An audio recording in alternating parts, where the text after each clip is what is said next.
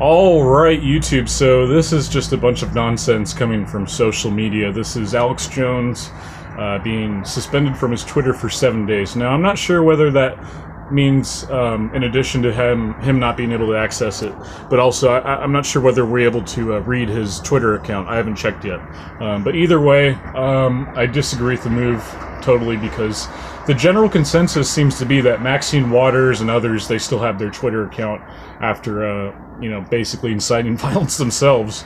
And, Maxine Waters, her deal is that she kind of has like a passive-aggressive dog whistle. She's like, oh, you get out there and you get up on them, and, somewhere along the lines of that. And it's kind of like, well, yeah, I'm not asking you guys to do anything violent, but you know what I mean, like, that kind of deal. And I think that her fans are totally game for that.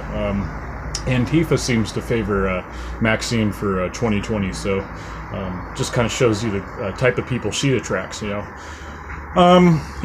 this is just a stupid story, but I had to cover it, because I'm getting kind of sick of all the censorship, and there's some people out there that think that this is just a big ruse, though, that they think that Alex Jones is basically controlled opposition, and this is just basically, somewhere along the lines of trying to legitimize him as an outsider, as a rebel in a lot of ways.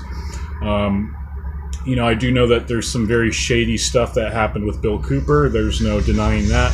But I think what Alex Jones stands for now is, somewhere along the lines of David Icke. I think people know that they're full of shit, pardon my French, but the message that they broadcast is meaningful in a lot of ways, including myself, even though I'm not like I don't believe in everything that Alex Jones says, obviously, but I like the idea of him going out there and protesting censorship. That's amazing. What else could you ask from a patriot, All right, that was a pretty good take. I'm going to end it on that. More news to come. There's Omarosa just making a fool of herself.